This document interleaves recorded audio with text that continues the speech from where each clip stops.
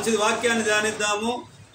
April రాసిన పత్రిక 2వ అధ్యాయము 17వ వచనాన్ని చూద్దాం. కావున ప్రజల పాపములకు పరిహారము కలుగజేయుటకై దేవుని సంబంధమైన కార్యములలో కనికరమును అన్ని విషయములలో ఆయన చూడండి. కావున ప్రజల పాపములకు పరిహారము కలుగజేయుటకై దేవుని సంబంధమైన కార్యములలో దేవుని కనికరమును నమ్మకమును గల ప్రధాన యాజకుడకు నిమిత్తము అన్ని విషయములలో ఆయన తన సహోదరుల్లో వంటి వాడు కావలసి వచ్చెను. ఏమైందమ్మా? మనకు సహోదరునిగా కావలసి వచ్చెను. 8వ అధ్యాయం 12వ వచనం. మేము వారి దోషముల విషయమై దయగలిగి వారి పాపములను ఎప్పుడు చేసుకోడంటమ్మా? నేను వారి దోషముల విషయమై దయగలిగి వారి పాపములను ఇక ఎన్నడూ జ్ఞాపకము చేసుకొననని ప్రభువు సెలవిచ్చుచున్నాడు. ఎప్పుడు ఇక జ్ఞాపకం చేసుకోని అంటాడు. అంటే ఎప్పుడు జ్ఞాపకం చేసుకోడు? నేను పాపిని ఆయన ఒప్పుకున్నప్పుడు ఆయన ఇంకా పాపం క్షమిస్తాడు. మళ్ళీ కొత్త పాపం చేయకు అని చెప్పి ఆ పాపం పాతదాలను జ్ఞాపకము చేసుకోను అంటున్నాడు. మనమేమనుకుంటాం? రోజుకు 300-400 పాపాలు చేసి క్షమిస్తాడులే దేవుడు అని అనుకుంటాం. ఇదే పనే మనం. ఏం పని ఇది? ఇదే పని. మంగళూరు పేట గెలిపితే ఏం వెళ్తుందమ్మా? ఎంటికలు బ్లేడ్లే వెళ్తాయి. ఎరుడేమన్నా వెళ్ళినా మానవ జీవితంలో కూడా గెలిపితే పాపమే వెళ్తుంది. పరిశుద్ధత తక్కువగా వెళ్తుంది. నాలో అయినా మీలో అయినా భూమి మీద ఆనాడు మానవునిగా పుట్టినటువంటి ఆదాము మొదలుకొని ఇప్పటి వరకు కూడా దేవుని ఆజ్ఞల్ని అతిక్రమించినటువంటి వారే ఎక్కువగా ఉంటూ ఉన్నారు. కాబట్టి ప్రియమైనటువంటి సహోదరి సహోదరులారా, పాపం విషయంలో జాగ్రత్త కలిగి మనం ఉండాలి. అప్పుడే ఆయన జ్ఞాపకము చేసుకోడు అనేటటువంటిది. ఆయన ఎవరైనా సౌండ్ జర తక్కువ పెట్టండి.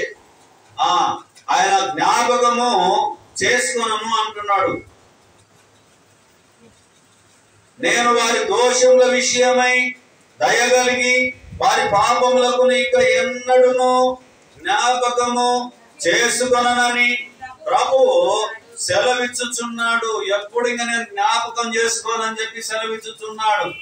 కాబట్టి నా జీవితంలో పాపము జోలికి వెళ్ళకుండగా, పాపము జోలిలో మనం మరలకుండగా, పాపం జోలిలో మనం ఉండి మళ్ళీ పరిశుద్ధతను కోరుకోవడము పెద్ద పొరపాటు అనేటటువంటిది జ్ఞాపకం ఉంచుకోవాలి.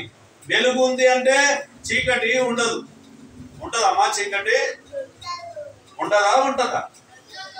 సూర్యుడు వచ్చింది అనుకో చీకటి ఉంటదా? వెళ్ళిపోతుంది. నీతి సూర్యుడైనటువంటి క్రీస్తును నమ్ముకున్నటువంటి మనము పాపాన్ని వదిలిపెట్టడమే దేవుని చిత్తమై ఉన్నది. వారు మాత్రమే కనికరం పొందుతారు అనేటటువంటిది జ్ఞాపకము చేస్తూ ఉంది దేవుని వాక్యం. మత్తయి సువార్త 5వ అధ్యాయం 7వ వచనం. మత్తయి సువార్త 5వ అధ్యాయం 7వ వచనం. కనికరము గల వారు ధన్యులు, వారు కనికరము పొందుదురు. నేటి దినాన మనం నేర్చుకోబోయే అంశము ఇదే. కనికరము గల వారు ధన్యులు, వారు కనికరము పొందుదురు. ఎవరమైనా, మీరైనా నేనైనా కనికరం ఒకవేళ చూపగలిగితే ధన్యులం. మళ్ళీ మనం ఏం పొందుకుంటాము? కనికరాన్ని పొందుకుంటాం. ఒకవేళ కనికరం గాన చూపించకపోతే, మూర్ఖంగా గాన మనం ఉంటే దేవుని ప్రేమ మనలో లేనట్టే అనేటటువంటిది మనం జ్ఞాపకం ఉంచుకోవాలి. ఎటువంటి దేవుడమ్మా? ప్రేమాస్వరూపి, కనికర సంపన్నుడు, దయగలిగిన వాడు, కృపగలిగిన వాడు, జాలి కలిగిన వాడు. ఎన్నెన్నో అద్భుతమైనటువంటి మాటలు దేవునికి ఇవ్వబడి ఉంటూ ఉన్నాయి. మరి అవన్నీ కూడా మనం కలిగి ఉండాలి. కనికరమును దయను మనం ఎప్పుడు విడిచిపెట్టి ఉండవద్దని చెప్పి దేవుని వాక్యం మనకు తేటగా గుర్తు చేస్తూ ఉన్నది.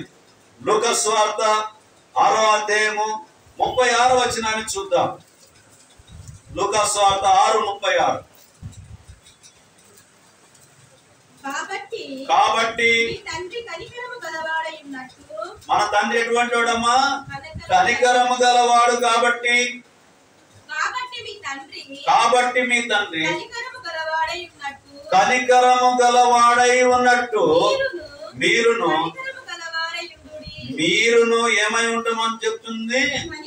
కనికరము గలవారై ఉండండి అని చెప్తుంది. మరి మనమైతే ఒకవేళ కనికరాన్ని గాన వదిలిపెడితే దేవుని పిల్లలము, దేవుని కుమారులము, కుమార్తెలము మనము కాము అనేటటువంటిది జ్ఞాపకము చేసుకోవాలి. ఏం చేసుకోలే జనానందం గారు? జ్ఞాపకం చేసుకోవాలి. తప్పిపోయినటువంటి ప్రతి విషయంలో జ్ఞాపకం చేసుకోవాలి. మాట్లాడిన ప్రతిసారి, గొడవ పడినటువంటి ప్రతిసారి జ్ఞాపకం చేసుకోవాలి.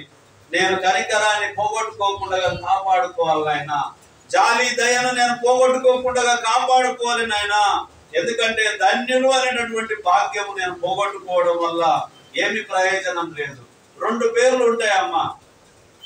ధన్యుడు అనేటటువంటి పేరు ఉంటది, మూర్ఖుడు అనే పేరు ఉంటది. ఏ పేరు పెట్టమని ఆశపడతాం మనం? ధన్యుడు అనేదే ఆశపడతాం మనం. మూర్ఖుడు అనే పేరు పెట్టుకోవాలంటే పెట్టుకోం మనం. కానీ పేరు మాత్రం ధన్యుడు అని పెట్టుకొని ప్రవర్తన అంతా మూర్ఖులు లాకుంటే పలుకుతావు నీవు పరిశుద్ధ మాటలు, చేస్తావు నీవు సాతాను క్రియలు. పేరుకు మాత్రమే నేను ధన్యుడిని అని పేరు పెట్టుకోవడం వల్ల ఒకవేళ ధన్యత నేను కోల్పోతే దేవుడు ఒప్పుకుంటాడా? ఒకవేళ మూర్ఖుడు అనేటటువంటి వ్యక్తిని దేవుడు మార్చగలుగుతాడు. కానీ ధన్యుడు అనే వ్యక్తి నేను గొప్పవాణ్ణి, మంచి పేరు కలిగిన వాడిని, మంచి ప్రవర్తన గలవాడిని అని అనుకుంటే దేవుడు మరి మారుస్తాడా? మార్చలేడా? ఒక యవనస్తుడు వచ్చాడు, యేసయ్య దగ్గరికి వచ్చాడు. చాలాసార్లు మీరు కూడా విన్నారు, నేను కూడా విన్నాను. ప్రభువా, నేను నిన్ను వెంబడించాలని కోరుకుంటున్నాను అంటే యేసయ్య ఏమన్నాడు? వెంబడించన్నాడు, వద్దన్నాడు? వెంబడించన్నాడు. అయితే నీకు ఒకటి కొదవగా ఉంది అన్నాడు. నువ్వు దేవుని మాటలకు లోబడి దేవుని చిత్తం చేయాలి అని చెప్పినప్పుడు నేను అవన్నీ కూడా చేస్తూనే ఉన్నాను ప్రభువా. వారం వారం ఇది చేస్తున్నాను, దశమ భాగం ఇస్తున్నాను, మరి బీదలకు ఇస్తున్నాను, అవి చేస్తున్నాను, ఇవి చేస్తున్నాను. మీ ఆజ్ఞలన్నీ కూడా నేను దొంగతనం చేయడం లేదు, నరహత్య చేయడం లేదు, అబద్ధం ఆడడం లేదు, అన్ని మీ ఆజ్ఞల ప్రకారంగానే నేను నడుచుకుంటున్నా ప్రభువా అని చెప్పి అంటాడు. అంటే యేసయ్య ఒక మాట ఏమన్నాడు? నీకు ఇంకా ఒకటి కొదువగా ఉన్నది అన్నాడు.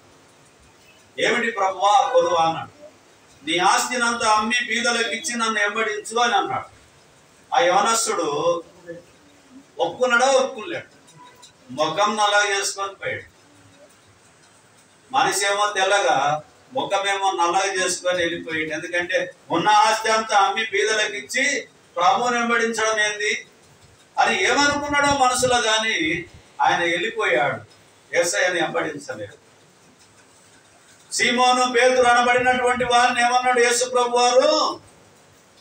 మీరు చేపలు పడుతున్నారు, నేను మనస్సులు పట్టేటటువంటి జాలర్లుగా మిమ్మల్ని మారుస్తానని చెప్పి సెలవిచ్చి ఉంటున్నాడు.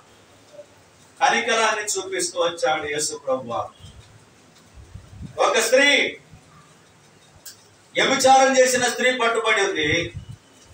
అందరూ రాళ్లతో కొట్టవాలని చెప్పి ధర్మశాస్త్రం చెప్పింది కదా, మోసే ధర్మశాస్త్రం చెప్పబడింది కదా, ఆమె రాళ్లతో కొట్టి చంపాలి అని చెప్పి ప్రజలందరూ గుమ్మిగూడారు. యేసయ్య అన్నాడు, నీలో పాపము చేయని వాడు మొదటి రాయి ఆమె మీద వేయమా. అంటే అప్పుడు ఎవరు ముందుకు రాలే. యోహానయ్య చెప్పినట్టుగా ఏమి అనకుండా ఆయన కింద రాసుకుంటూ ఉన్నాడు.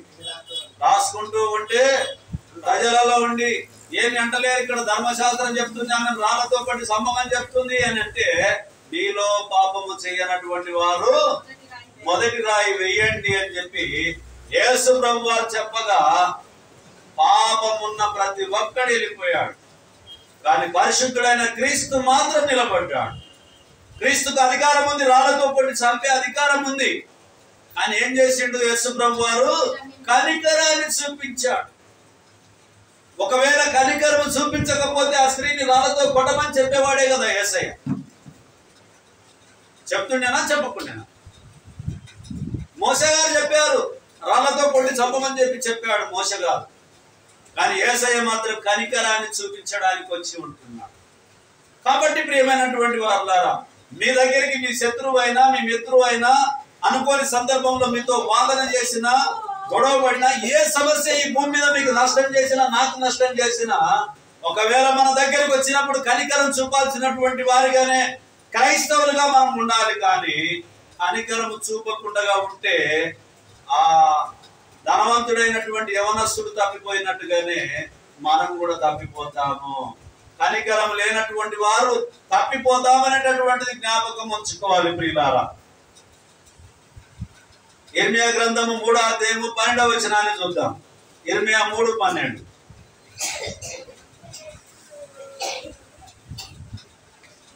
3వ అధ్యాయం 12వ వచనం.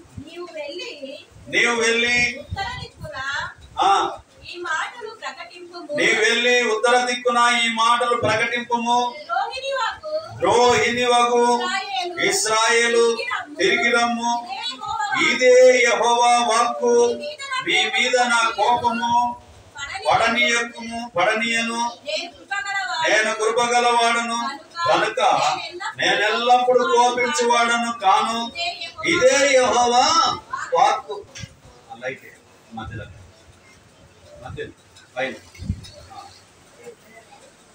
ఎల్లప్పుడు నేను కోపించేవాడిని కాదు. మనసులమైతే ఏం చేస్తాము?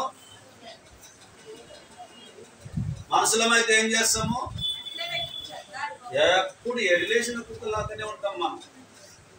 ఒకరి విషయంలో కోపం ఉందని అంటే ఇంక అట్లే వచ్చినప్పుడల్లా బౌ బౌ బౌ బౌ బొబ్బో అనుకుంటూ మరుపుకుంటూనే ఉంటాం. ఒక ఏరియా కుక్క ఇంకో ఏరియాకి వచ్చిందంటే కుక్కలలేక పడతాయి. మా ఏరియాకి నీవేంటికి వచ్చినవా? మానవుని కోపముని దేవుని నీతిని నెరవేర్చదు అని చెప్పి దేవుని వాక్యం తెలియపరుస్తూ ఉంది. ఏ విషయమైనప్పటికీ కూడా మనము కనికరము చూపగలిగినటువంటి దేవుని నమ్మినాము. ఇప్పుడు ఆ కనికరమే ఉండాలన్నా వేరే కనికరం ఉండాలన్నా మనం అదే కనికరం మనం కలిగి ఉండాలి. ఎందుకు ఈ మాటల్ని మనం గుర్తు చేస్తున్నాం? ఎందుకు ఈ మాటల చేత బోధన మనం వింటున్నామనంటే, ఎవరమైనా కనికరం ఒకవేళ తప్పితే అది మనం సరి చేసుకోవడానికి ఇదే తరుణమిదే పాపికి తరుణమిదే, పరలోకం చేరుటకు నరకము తప్పుటకు, పరలోకం చేరుటకు నరకము తప్పుటకు తరుణమిదే పాపికి తరుణమిదే. పరలోకం చేరాలంటే తరుణం ఇదే, నరకాన్ని తప్పించుకోవాలంటే తరుణం ఇదే. బ్రతికుండగానే చనిపోయిన తర్వాత మనం ఏమి చేయలేము. ఏమైనా చేయగలుగుతామా? లేచి ఒక పుల్ల తీసుకురా ఏలియా అని అంటే తెచ్చిస్తానా? లేవయ్యా అని బెల్లం పిల్లలు ఏడ్చినా కూడా నేను లేస్తానా? లేవను. నాలో ఉన్న ఊపిరి దేవుడు తీసుకున్నప్పుడు నేను లేవను. కాబట్టి బ్రతుకున్నప్పుడే దేవుని పని చేయాలి. అందుకనే ఏం చేస్తున్నా, రోజు నేను కొత్త ఫోన్ తెచ్చుకున్నా, 5G ఫోను, రోజు 2 వీడియోలు అప్లోడ్ చేస్తున్నా. ఇంట్లో కూర్చొని ఎవరి దగ్గర ఎక్కువ జోలి పెట్టకుండా ముసలమ్మ ముచ్చట్లు, ఇంతకుముందు సహోదరు పాట పాడినట్టుగా ముసలమ్మ ముచ్చట్లు గట్టి పెట్టి పరిశుద్ధ గ్రంథాన్ని చేతపట్టి ఏం చేస్తున్నాను? ముసలమ్మ ముచ్చట్లు మాట్లాడకుండా దేవుని వాక్యాన్ని నేర్చుకుంటున్నా, బోధిస్తూ ఉన్నా, యూట్యూబ్ లో అప్లోడ్ చేస్తూ ఉన్నా. ఏలియా కనిపిస్తలేడు బయట. చాలా మంది ఏమనుకుంటారు, ఆయన డబ్బు సంపాదించే పనిలో ఉన్నాడయ్యా. ఇప్పుడు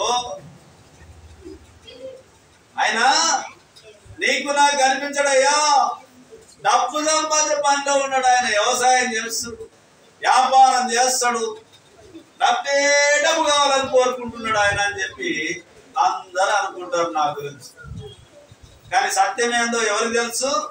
దేవునికి తెలుసు. నా ఇంట్లో ఉన్నటువంటి నా కుటుంబానికి తెలుసు, నా ఇంటి పక్కన ఉన్నటువంటి వారికి తెలుసు. కానీ సత్యం తెలియని వాళ్ళు ఎవరేం మాట్లాడితే కూడా మనం ఏమనుకోవాలి? కనికరమే చూపించాలి, అంతే, ఏమనుకోకూడదు. ముఖం ముందర వచ్చి తిట్టిపోయిన వాళ్ళు కూడా ఉన్నారు చర్చ దగ్గర. నేనేం అనలే వాళ్ళను, కనికరమే చూపించాను. ఎందుకు ఈ మాటలు నేను చెప్తున్నా అంటే, మనం నమ్ముకున్న దేవుడే కనికరం చూపించినప్పుడు మనం ఎంతటోళ్ళము? మనం ఆయనకన్నా గొప్ప వాళ్ళమా? కాలుకు ముందు నాటితే పయ్యల్లో నొప్పి తెలుస్తుంది మనకు. ఏమయ్యా, షుగర్ వచ్చిందంటే కాలుకు దెబ్బలితే కాలు తీయాల్సినటువంటి పరిస్థితిలో ఉన్న వాళ్ళమ్మా. చేయగలిగితే చేయి తీసేయాల్సిన పరిస్థితిలో ఉండే వాళ్ళం మనం. ఎంతసేపు మనం కొంతసేపు కనబడి అంతలో మాయమయ్యే ఆవిరి వంటిదిరా ఈ జీవితం. లోకాన కాదేది శాశ్వతం, యేసే నిజ దేవుడు నిత్య జీవమిస్తాడు.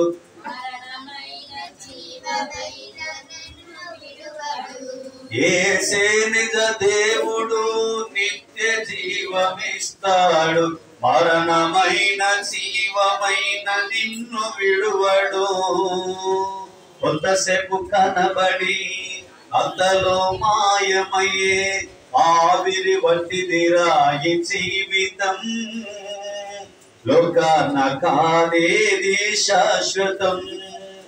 ఎదురవుతారెందరో నీ పయనములో, నిలిచేది అందరూ నీ అక్కరలో.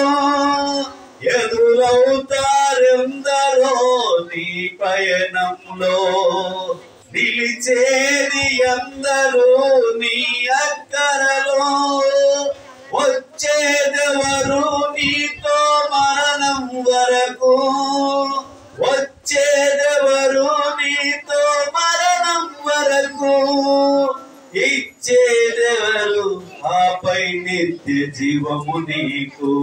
ఇచ్చేది నిత్య జీవం ఇచ్చేది దేవాది దేవుడై ఉంటున్నాడు. ఆయన కనికర సంపన్నుడుగా ఉంటున్నాడు, కృప కలిగిన దేవునిగా ఉంటున్నాడు. ఆయన నమ్మినటువంటి కుమార్తెలు కుమారులు మనం ఏం చేయాలంటే, కనికరాన్ని వదిలిపెట్టి మనం జీవితాన్ని ముందుకు కొనసాగడానికి వీలు లేదని చెప్పి దేవుని వాక్యము మనకు తేటగా గుర్తు చేస్తూ ఉన్నది. యెషయా 57వ అధ్యాయము 1వ వచనాన్ని చూద్దాం ప్రియులారా. యెషయా 57వ అధ్యాయం 1వ వచనం. నీతిమంతులు నశించుట చూచి ఎవరునో దానిని మనసున పెట్టరు. భక్తులైన వారు తీసుకొని పోబడుచున్నారు. కీడు చూడకుండా నీతిమంతులు కొనిపోబడుచున్నారని ఎవరికి తోచదు. నీతిమంతులు వెళ్ళిపోతే ఎట్లా ఉంటదంట? కీడును చూడకుండా వెళ్ళిపోతారంట నీతిమంతులు. కానీ అది ఎవరికి తెలియదంట. మంచోడే కదా, మంచాయమనే కదా, ఎందుకు ఇంత తొందరగా వెళ్ళిపోయింది అని చాలా మంది అనుకుంటారు. వారు కీడును చూడకుండా వెళ్ళిపోతారని చెప్పి దేవుని వాక్యం మనకు తెలియపరుస్తూ ఉంది. కీర్తనలు 18వ కీర్తన 25వ చరణాన్ని చూద్దాం. కీర్తనలు 18:25.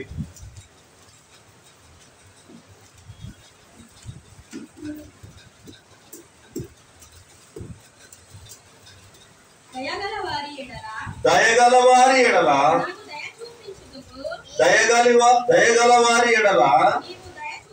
నీవు దయ చూపించదువు. యథార్థవంతుల ఎడల ఎట్లుంటాడంటమ్మా దేవుడు?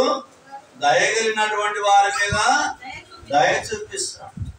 కఠినుల ఎడల కఠినము చూపిస్తాడు. దయగలిగిన వారి ఎడల దయ చూపించు. చదువుతారు ఆ మాట మళ్ళీ చదువు.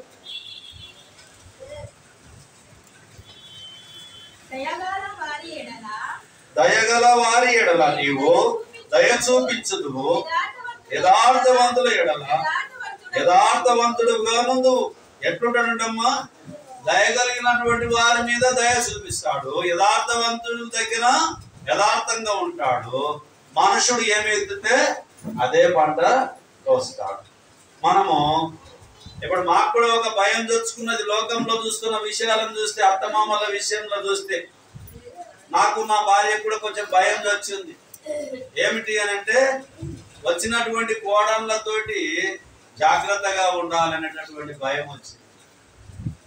ఆయన పువ్వ పెడుతుందో పెట్టకపోతే కొడుకు చెప్తే వాడు కొడతాడో, ఓడు కొడితే మళ్ళా పెళ్ళం పూరిపోతుందో, ఏం చేయాలో ఏమో అర్థం కాక మాకు మేము ప్రార్థనలో పెట్టినాం. నాయన వాళ్ళ పెళ్లిళ్ళు అయిన తర్వాత పరిచర్యలు ఇంకా మేము తెలుసుకొని అన్ని ప్రాంతాలు తిరుగుకుంటూ దేవుని స్తుతి చేసుకుంటూ, ఎవరో దేవుని ప్రేమించిన వాళ్ళు ఒక ముద్ద అన్నం పెట్టినా, ఒక 10 రూపాయలు కానుక ఇచ్చినా తీసుకొని ప్రశాంతంగా కొడుకును కోడల్ని వాళ్ళ సంసారాలను వాళ్ళని ప్రశాంతంగా అక్కడ పెట్టి, మేము ప్రశాంతంగా వాళ్ళ మాటల్ని వినకుండగా జాగ్రత్తగా మేము బ్రతుకును కొనసాగించాలని నిర్ణయానికి వచ్చినాం నేను నా భార్య. ఎందుకంటే తల్లికి వచ్చిన ప్రేమ భార్యకు రాదు, భార్యకు వచ్చిన ప్రేమ కోడలకు రాదు. భార్య ఏంటంటే ఆయన కష్టం చేస్తాడు కదా అబ్బా అని చెప్పి, ఎద్దు బాగా దున్నుతుంది కష్టం చేస్తుంది అని చెప్పి ఎద్దుకు దాన పెడతాడు. భార్య ఏం చేస్తుంది అంటే, ఎద్దు బలంగా ఉన్నప్పుడు వ్యవసాయ రైతు ఏం చేస్తాడు, ఎద్దుకి ఏం చేస్తాడు, బాగా దున్నించుకొని పని చేపించుకొని దానికి ఆహారం పెడతాడు. అవునా కాదు? ఒకవేళ అది పని చేయనటువంటి పరిస్థితిలో ఉంటే ఏం చేస్తాడు, అది కటికోలకు అమ్మేస్తాడు. కటికోలకు అమ్మేస్తాడు, అది దున్నది శక్తి లేనప్పుడు. కానీ భార్య ఏం చేస్తుంది అని అంటే, భర్త బాగా కష్టం చేసినంత వరకు, తెచ్చిచ్చినంత వరకు మర్యాదగా కూరేసి మంచిగా చూసుకుంటారు. భర్త ఆర్థికంగా డబ్బుకి ఏం రాకపోయానంటే వేసుకొని తినాలి. ఇంకా జర శాంత కానప్పుడు అయితే ఏమంటారు, ఇంకా నీదొకటి కదా ఊక, మా పనులు మాకైతే ఊవేయమంటావు, కూరేయమంటావు, నీళ్ళు తెమ్మంటావు, ఇదే పనే నీకు, ఏం దమ్మిడి ఆందానం లేదు, నీదొకటి ఊక అంటే అప్పుడు కసురుకునే స్థాయికి వస్తారు. కానీ తల్లి మాత్రము మనం చెడ్డ వాళ్ళమైనా, మనం మంచి వాళ్ళమైనా, ఎలాంటి వాళ్ళమైనప్పటికీ తల్లి ప్రేమ కరెక్ట్ గా ఉంటుంది. మన మీద జాలి కనికరమే చూపిస్తుంది. ఒకే స్త్రీయే తల్లిగా ఉంటది, ఆ స్త్రీయే భార్యగా ఉంటది, ఆ స్త్రీయే అమ్మమ్మగా ఉంటది, నాయనమ్మగా ఉంటది, అన్ని రకాలుగా కూతురుగా ఉంటది, ఎన్నో పాత్రల్లో ఉంటది స్త్రీ. ఎందుకో ఏమో గుణలక్షణాలు మారుతూ వస్తూ ఉంటాయి. భర్త విషయంలో కొన్ని మారుతూ ఉంటాయి. కోడళ్ళు వచ్చేసరికి కొంతమంది అత్తోళ్ళు ఏం చేస్తారంటే, నేను చెప్పింది వినాలనేటటువంటి ఆలోచనకు కోడళ్ళు వస్తారు, అత్తోళ్ళు వస్తారు. కానీ అత్తకు దగ్గర కోడలు ప్రతి ఇంటికి పడుతుంది. అదేందో ఏమో చరిత్రలో అత్తకు దగ్గర కోడలే ప్రతి ఇంటికి వస్తుంది. వెతుకుతాం, మాకు మంచి కోడలు కావాలమ్మా, మంచి కోడలు కావాలి, మంచి అమ్మాయి కావాలి, మంచి అమ్మాయి. నీకు దొరకదయ్యా టైంకు. ఎవరు మన ఇంటికి వచ్చి ఓదులు వాళ్ళము, ఎవరు మన ఇంటికి వచ్చి సంసారం చేయాలనో, ఎవరు మన ఇంటికి వచ్చి మన వంశాన్ని నగిలించాలనో, ఆమె దొరికినంత వరకు మనకు ఎవరు దొరకరు. యా గుడ్డక మార్స్కి అన్నట్టుగా మన జీవితానికి మన ఇంటికి వచ్చేటోళ్ళే వస్తారు. నా పెళ్లి విషయంలో కూడా నేను ఒక మాట చెప్పాలనుకుంటున్నాను. మా అన్న మా అమ్మ, మా అన్న పెళ్లి సంబంధం చూడడానికి ఆత్మకూరుకి వచ్చాడు. మూలమల్ల పాపను దమ్మున బసలకెళ్ళి కింద బండి వేసి వచ్చాడు. అమ్మ ఇట్లా అయింది. అమ్మ ఇంటికాడికి వచ్చిన పొంగు కాలేదు అమ్మకు. అమ్మకేం కొంగు కాలే, అన్ననేం కింద పడి వచ్చాడు. ఆ పిల్ల క్యాన్సర్ అయింది. అమ్మ నీకు ఆ పిల్ల నచ్చిందో చెప్పే, నీకు నచ్చిన పిల్ల నేను చేసుకుంటానంటే వాళ్ళ దగ్గరికి పోండి అని అంటే, నెల్లికొండికి పోండి అంటే నెల్లికొండికి పోతుంది. పిల్ల బాగుంది అని అంటే సున్నం వేసుకుంటా ఉంది. వాళ్ళు మా భార్య సంగతి చెప్తున్నా, సున్నం వేసుకుంటా ఉంది వాళ్ళ ఇంటికి. తల్లుల పిల్లలు అందరు కలిసి సున్నం వేసిన వాళ్ళే జరసేపు ఆపి నీళ్ళు ఇచ్చిరి, చాయ్ ఇచ్చిరి, తాతిని మట్టుకు వస్తుంది. పిల్ల బాగుంది అని ఆ ఊరోళ్ళు అడిగిరి. నేను ఇంటికి పోయి చెప్తానే. మా అమ్మకు వచ్చి చెప్పిన, అమ్మ నీ ఇష్టమే నా ఇష్టమా. నేను చూసిందైతే ఒకటే సంబంధం, ఈమెను మాత్రమే చూసిన, ఏమి ఎత్తుకోలేదు. మా అన్న ఒక సంబంధం చూడడానికి పోయాడు, కింద పడి వచ్చిండు, ఇంకా అది క్యాన్సల్ అయిపోయింది. కానీ ఇందులో చెప్పేటటువంటి వాక్య భాగాల్లో ఉన్నటువంటి విషయాలు ఏంటంటే, మనము ఎక్కువగా ప్రార్థన చేయాలి. మన కుటుంబానికి రావాల్సిన కోడలు కావాలంటే మనం ఏం చేయాలి? ప్రార్థన చేయాలి. నాయనా నీ చిత్తమైన కోడల్ని మాకు సహాయం చేయి, నీ చిత్తమైనటువంటి కొడుకు అల్లుని నాకు సహాయం చేయి. నేను గొప్పవాడిని కాదు నాయన, నేను గొప్పదాన్ని కాదు నాయన, నీ చిత్తము నీ కనికరం మా మీద చూపి నాయన అని ఎవరమైతే మోకరించి ప్రార్థన చేస్తామో తప్పకుండా దేవుడు సహాయం చేస్తాడు. ఒక దినం వస్తుంది, ఆ సమయం వచ్చినప్పుడు ఎవరు ఆపలేరు. మీ ఇంటికి రావాలి అని అనుకుంటే మీ ఇంటికే మేము వస్తామని చెప్పి ఎదురు వస్తారు. తెలుసా, ఈడ చూడద్దు ఆడ చూడదు, ఆడనే చూస్తారు, ఖాయం కూడా అయిపోతుంది. దేవుని చిత్తం అలాగునే ఉంటుంది. అనుకోని విధంగా ఎన్ని తలచినా ఏది అడిగినా జరిగేదే నీ చిత్తం, ఆయన చిత్తం మాత్రమే జరుగుతుంది. కాబట్టి దాని ప్రియమైనటువంటి కోడళ్ళారా, మీ అత్తమామలను బాగా చూసుకోండి, మీ అత్తమామలకు మా అన్నం పెట్టండి, మీ అత్తమామలకు సేవ చేయండి. ఎందుకంటే మీకు మీ కోడళ్ళు రేపొద్దున వచ్చి వారు కూడా సేవ చేస్తారు. అత్తలు ఎటుగుడి కోడలు ఇంటికి వచ్చిందో లేదా అని పెద్దరికం చేయకండి. నీ కుమార్తెగా భావించి ప్రేమను చూపించండి, కనికరం చూపించండి. నీ కొడుకులను నీ బిడ్డలను ఏ విధంగా అయితే చూస్తావో నీ కోడల్ని కూడా నీ అల్లుని కూడా అదే విధంగా చూడండి. మనుషుడు ఏ విత్తుతే అదే పంట కోస్తాడు. కాబట్టి మనం ఏ విధంగా ఉంటే అద్దంలో ముఖం చూసుకుంటే మనదే కనిపిస్తుంది, నా ముఖం కాకుండా వేరే కనిపిస్తుంది. నా ముఖం చూసుకుంటే నాదే కనిపిస్తుంది, మీ ముఖం చూసుకుంటే మీదే కనిపిస్తుంది. అద్దం లాంటి జీవితమే మన జీవితం ఈ లోకం. కాబట్టి ప్రియమైనటువంటి వాళ్ళారా, ఎప్పుడు మీరు కనికరాన్ని వదిలిపెట్టి ముందుకు కొనసాగడము దేవుని చిత్తము కాదు. దానియేలు గ్రంథము 9వ అధ్యాయము 9వ వచనం. దానియేలు గ్రంథము 9వ అధ్యాయము 9వ వచనం. ఇంకా 2 మాటలు చూసుకొని వాక్య భాగాన్ని ముగిద్దాము. నేను ఒక 25 నిమిషాలు 5 వాక్యం చెప్పబట్టి నేను 3 నిమిషాల్లో ముగించేస్తాను వాక్య భాగాన్ని. దానియేలు గ్రంథం 9వ అధ్యాయం 9వ వచనం.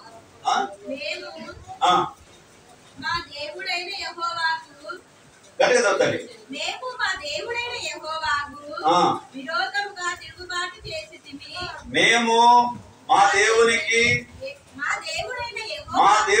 యెహోవాకు విరోధముగా తిరుగుబాటు చేసితిమి. అయితే ఆయన కృప క్షమాపణకు గల దేవుడై ఉన్నాడు. మనం ఏమై ఉన్నామంట? విరోధమై ఉన్నాం. కానీ దేవుడు మాత్రం కృప చూపించే దేవుడై ఉన్నాడు. ఆయన కృప చూపిస్తున్నాడు కదా అని చెప్పి అలాగనే మనము నష్టం చేసుకోవద్దు మా జీవితంలో. కాబట్టి కృపను చూపించి జీవించుకునేటటువంటి వారిగా మన జీవితాలు దేవుని ఆధీనంలో ఉంచుకోవాలి. ఇంకొక మాట చూసుకుందాం ప్రియులారా. రోమీయులకు రాసిన పత్రిక 12వ అధ్యాయము 1వ వచనం. కాబట్టి సహోదరులారా, పరిశుద్ధమును దేవునికి అనుకూలములైన సజీవ యాగముగా ఎట్లా సమర్పించుకోవాలంటమ్మా? పరిశుద్ధముగా సజీవ యాగంగా దేవునికి సమర్పించుకోవాలి. ఇదే శరీరము వ్యభిచారం చేస్తే, ఇదే శరీరము కళ్ళు దాతది, ఇదే శరీరం మందు దాతది, ఇదే శరీరం బీడి సిగరెట్లు దాతది, ఇదే శరీరము ఎవరి పడితే వాళ్ళ తిడుతూ ఉంటది, ఇదే శరీరం ఏమైనా మాట్లాడుతూ ఉంటది, ఏమైనా చేస్తూ ఉంటది. కానీ పరిశుద్ధతను మాత్రం కోల్పోతూ ఉంటాం. కాబట్టి పరిశుద్ధతను కోల్పోయిన తర్వాత దేవుడు మన దేహాన్ని ఏమైనా ఇష్టపడతాడు? ఆయన ఇష్టపడడు. సజీవ యాగముగా మా శరీరము సమర్పించి సంపూర్ణ శుద్ధి నొందా శుద్ధాత్మను నొసగితివి, స్తోత్రం చెల్లింతుము. అందరం కలిసి స్తుతి స్తోత్రం. యేసునాథుని యేసునాథుని స్తోత్రం చెల్లింతుము, స్తుతి స్తోత్రం చెల్లింతుము. గాఢాంధకారములో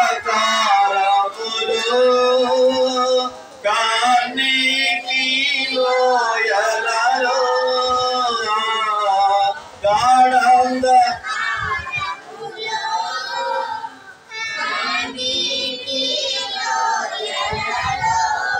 కృషించి పోనీయక కృపలతో బలపరచితివి, కృషించి పోనీయక కృపలతో బలపరచితివి, స్తోత్రం.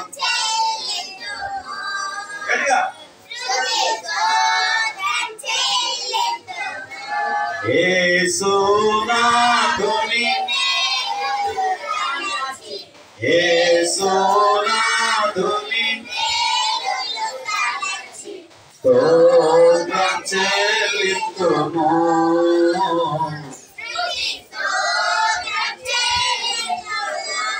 మత్తయి సువార్త ఒక మాట చూసుకొని వాక్య భాగాన్ని ముగిద్దాం. 5వ అధ్యాయం 7వ వచనం.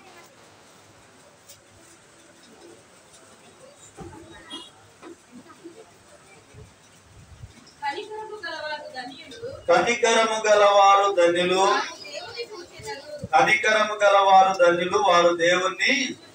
మనమందరం కూడా దేవుని చూద్దాం, కనికరం కలిగి జీవిద్దాం.